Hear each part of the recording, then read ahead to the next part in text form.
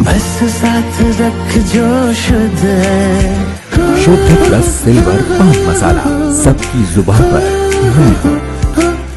भूमि स्वामित्व के विवाद में अधिकारियों से घूसखोरी का ऐसा खेल खेला कि पूरे प्रशासनिक अमले में खलबली मच गई।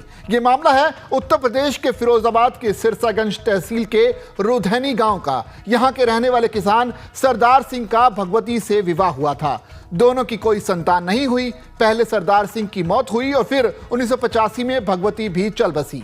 सरदार की 110 बीघा जमीन को लेकर भतीजे मनोज कुमार आदि गोद लिए हुए पुत्र योगेंद्र के बीच विवाद हो गया। इसी बीच एक युवती श्यामा देवी ने खुद को सरदार की बेटी बताते हुए तहसीलदार कोर्ट में मामला दायर कर दिया। 2019 में तहसीलदार कोर्ट ने श्यामा देवी के पक्ष में फैसला सुनाया।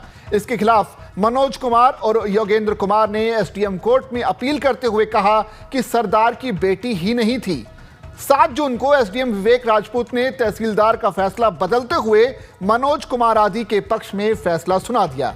वहीं योगेंद्र ने डीएम से शिकायत कर कहा कि अधिकारियों ने मनोज आदि से मिलकर गलत फैसला सुनाया है।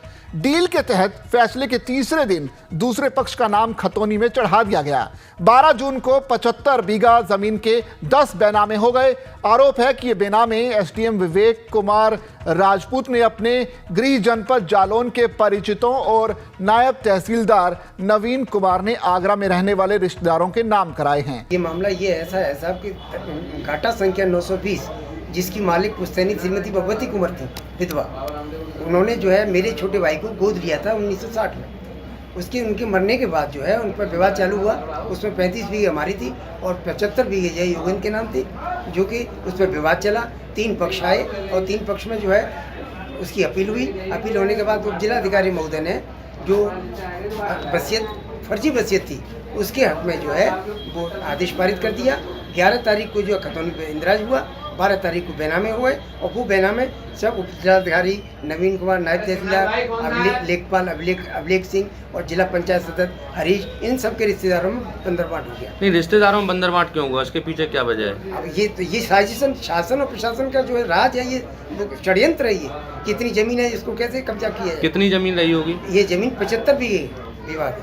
क्या मांग है अब आपकी? हमारी मांग तो ये है कि या तो इसको ये सारी हमारी जमीन वापस की जाए और जो हमारी फसल नष्ट की गई है उसका हमको मुआवजा दिया जाए। जमीन की कीमत करोड़ों में है। डीएम ने एसडीएम और प्रभारी तहसीलदार को हटाते हुए जांच कमेटी गठित कर दी। मामला इस संबंध में दोनों अधिकारियों का पक्ष जानने के लिए फोन पर संपर्क भी किया गया, लेकिन कॉल रिसीव नहीं हुई।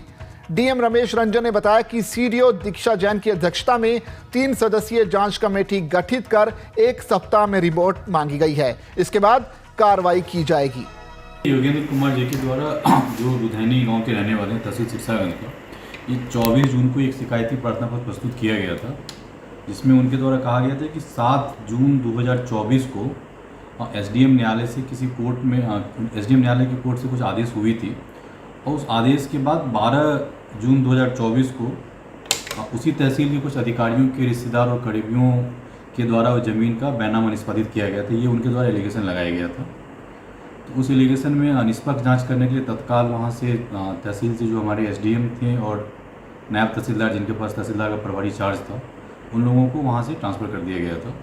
और उसके बाद उसकी निष्पक्ष जाँच होने के लिए एक उच्च स्तरीय कमेटी बनाई गई, सीडीओ साहब की अध्यक्षता में है, और उसमें एडीएम-एफ और एक डिप्टी कलेक्टर और डीजीसी रेवेन्यू की समिति बनाई गई थी। ये समिति 26 जून को गठन किया गया था। उनको लगभग 1 सप्ताह का समय दिया गया था और जैसे ही समिति की रिपोर्ट आज या कल तक में पहुंच जाती है, उसके बाद उस रिपोर्ट के बेसिस पे उन पर जो भी जांच में कमेटी का निर्णय होता है उसके हिसाब से नियमानुसार आवश्यक कार्रवाई किया जाए। बड़ा ही अजीब मामला था। करोड़ों की जमीन थी लेकिन कोई लेने वाला नहीं था। लिहाजा तहसीलदार पर आरोप है कि उन्होंने अपने परिचितों के नाम इस बेनामी जमीन को कर दिया।